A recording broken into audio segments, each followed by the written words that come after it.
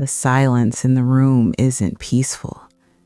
It's heavy, thick, like a blanket woven from unspoken words and unshed tears. For 3 days now, the journal on my nightstand has remained closed. Its pages are stark white, mocking the emptiness in my heart. Prayer, once a lifeline, now feels like a foreign language I've forgotten how to speak. It's not that I don't believe. Oh, I believe. But the words simply won't come. They're stuck somewhere between my weary mind and my aching soul, lost in a fog of exhaustion and an inexplicable sadness that clings to me like a second skin. If you've ever found yourself staring at that blank journal, feeling the weight of an unsaid prayer, wondering if your silence is a sign of failing faith, then you are not alone. This is for you. And if you find solace in these words, consider subscribing to This Is Also Faith, where we explore the quiet corners of belief and the often unspoken struggles of a faithful heart. The mystery we're unraveling today isn't a crime committed by human hands, but a silent struggle that afflicts countless hearts.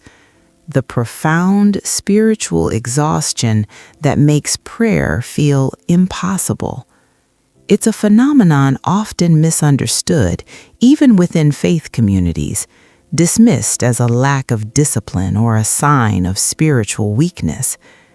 But what if it's something far more complex?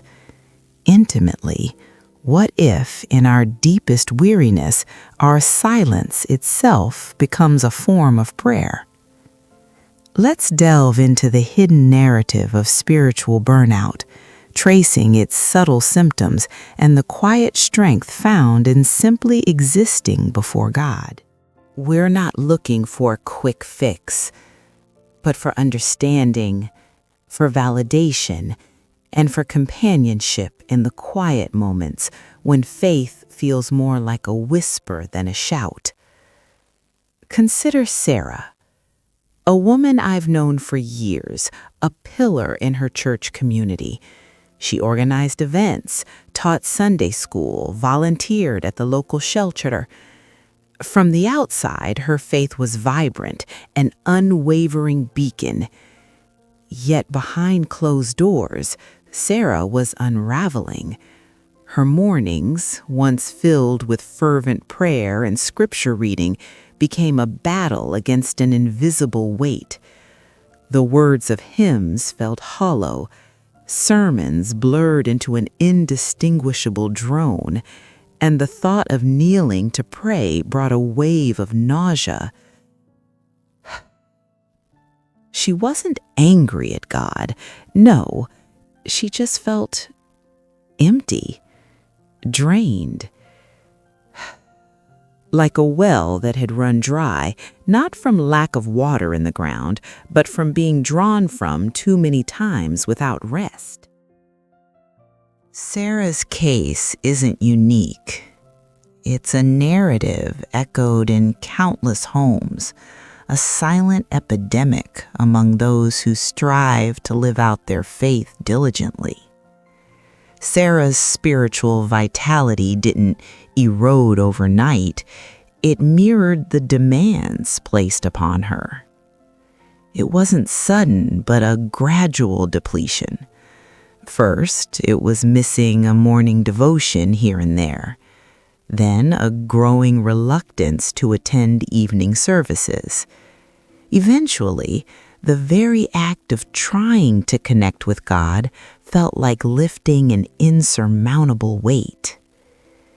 The profile of individuals like Sarah often includes a deep sense of responsibility, a desire to serve, and a fear of disappointing others, especially God. They are the functional depressives of faith. maintaining outward appearances of spiritual health while battling deep internal exhaustion. They carry the burden of unspoken expectations.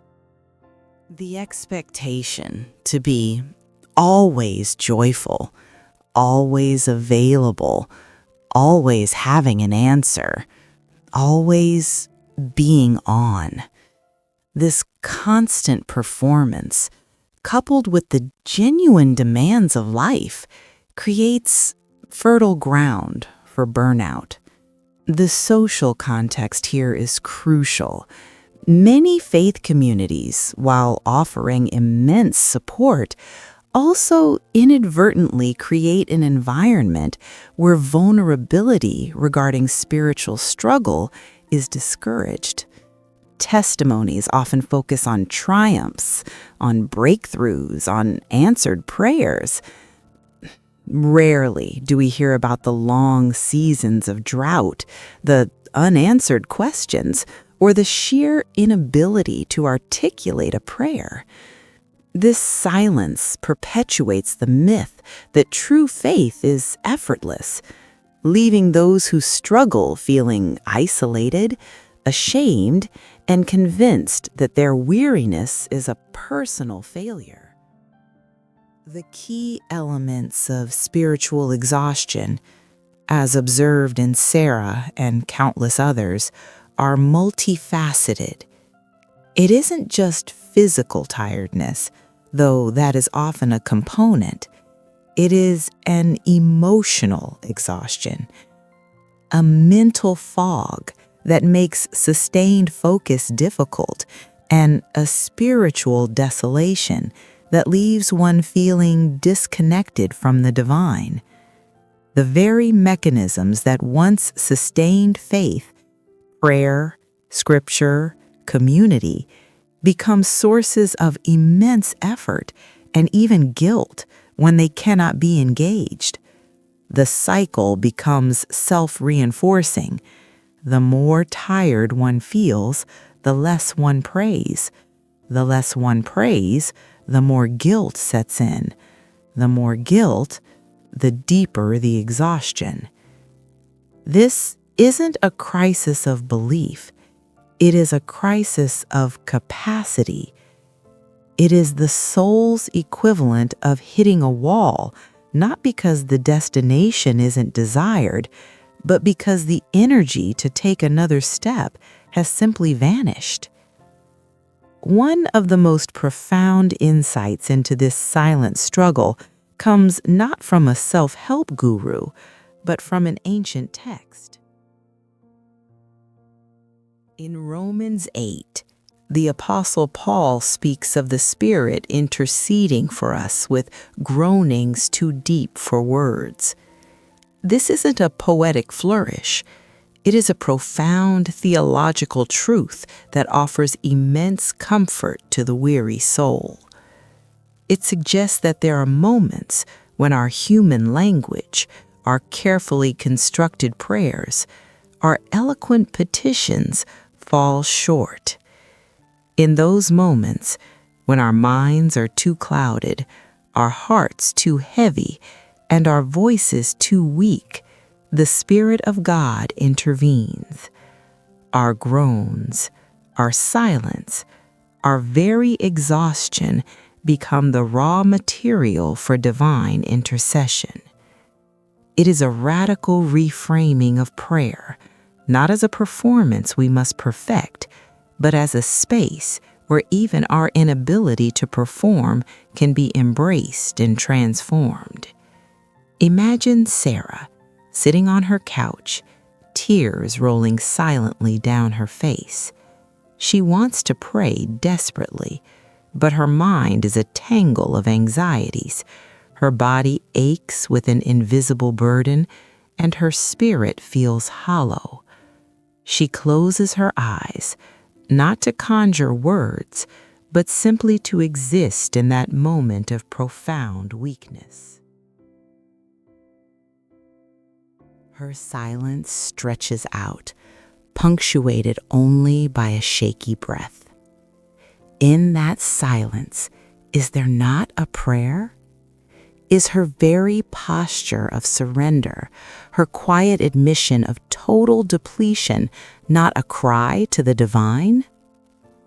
What if her weariness, her inability to find the words, is in itself an offering? An honest, unvarnished surrender of all she lacks, laid bare before a God who understands the language of the soul far better than we do. This perspective shifts the burden from the individual to the divine. It tells us that our spiritual worth is not measured by the eloquence of our prayers or the consistency of our devotions, but by the simple fact of our being, held in the gaze of a compassionate God. It invites us to stop fighting, to stop performing, and simply to be. The journey through spiritual exhaustion is rarely a sudden recovery. It is a process, often slow and winding, filled with small acts of grace. For Sarah, it began not with a miraculous burst of renewed energy, but with the quiet realization that her silence wasn't a failure, but a space for something else to emerge. She began by forgiving herself for not being able to pray as she used to. She allowed herself to rest, not just physically, but spiritually. Instead of forcing words, sometimes she would just sit in quiet contemplation, listening to the rain, watching leaves fall, or simply breathing. These moments, devoid of explicit religious vocabulary, became her new form of communion. The mystery of silent faith isn't about finding a definitive answer or universal cure. It is about understanding that the sacred can be found in the most unlikely places, in our weariness, in our silence. So, if you're staring at that blank journal, if your prayers feel like they're hitting an iron ceiling, know this: you are not failing. You are simply in a season where your spirit needs to be sustained, not to strive. Thank you for listening.